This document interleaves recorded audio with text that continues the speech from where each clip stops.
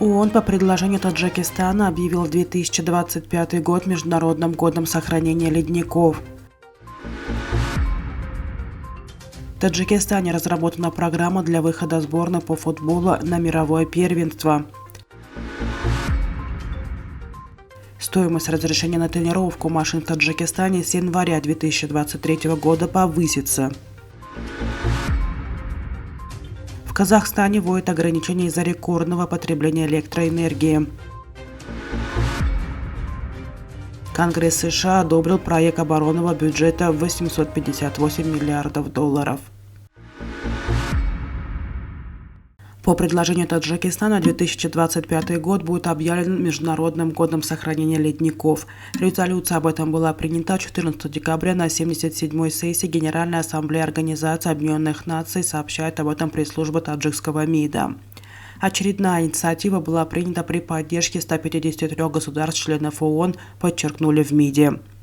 Поддержку получили также следующие предложения таджикской стороны: объявить 21 марта Всемирным днем сохранения ледников, создать при ООН трастовый фонд для содействия сохранению ледников и провести в 2025 году в Душанбе международную конференцию по этой теме. На вопросе таяния ледников Эмомали Рахмон акцентировал в сентябре 2021 года видеообращение к участникам 76-й Генассамблеи ООН.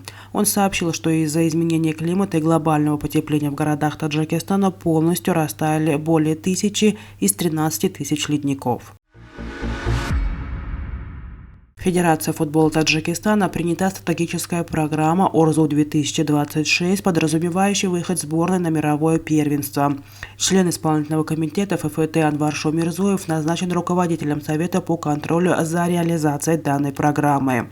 Как сообщает пресс-служба ФФТ, в программе определены 10 основных направлений развития футбола в стране, среди которых инфраструктура, маркетинг, национальная лига, сборная команды Таджикистана, усовершенствование детско-юношеского футбола, образование, развитие региональных федераций, футзал, женский футбол и развитие судейства. Стоимость разрешения на тренировку машин в Таджикистане с 1 января 2023 года повысится в связи с увеличением размера показателя для расчетов.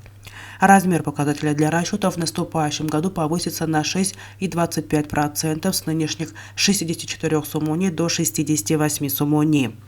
Таким образом, разрешение на тонировку стекол автомобилей, выпущенных после 1 января 2005 года, подорожает с нынешних 5376 сомони до 5712 сомони.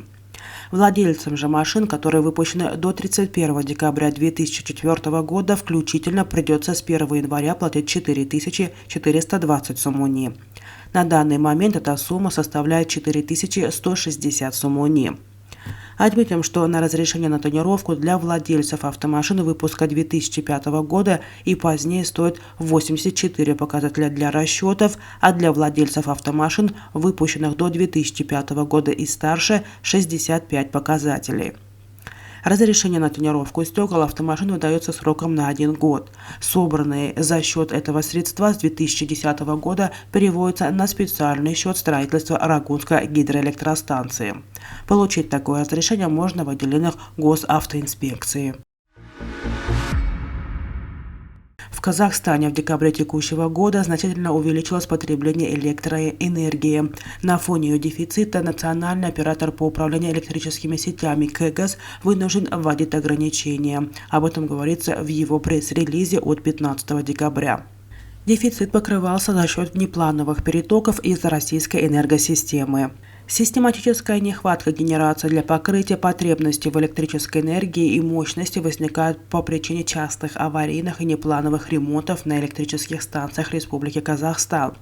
В условиях значительных дисбалансов системный оператор в целях обеспечения надежной работы ЕЭС Казахстана вынужден объявлять режим аварии по северной, южной, а также по западной зоне казахстанской энергосистемы с вводом ограничения потребления электрической энергии крупными промышленными предприятиями, указано в сообщении. В компании подчеркнули, что эти ограничения не затронут население, чьи потребности для нее являются приоритетом. Аналогичная ситуация с дефицитом электроэнергии возникает в Казахстане в осенне-зимний сезон не в первый год. В 2021 ее связывали с деятельностью криптовалютных майнеров, в том числе нелегальных. Сенат Конгресса США одобрил проект оборонного бюджета на 2023 финансовый год объемом 858 миллиардов долларов. Из указанной суммы 817 миллиардов долларов будет направлено на нужды Пентагона, 30 миллиардов долларов на ядерные расходы в Министерстве энергетики. Законопроект предусматривает увеличение заработной платы военных на 4,6%, преобразование Пентагоном парка нетактических транспортных средств в автомобили с нулевым уровнем выбросов и 10 миллиардов долларов военной помощи Тайваню к 2027 году. Кроме того, 800 миллионов долларов было выделено на финансирование инициативы содействия безопасности Украины и более 6 миллиардов долларов на поддержку военных операций США в Европе.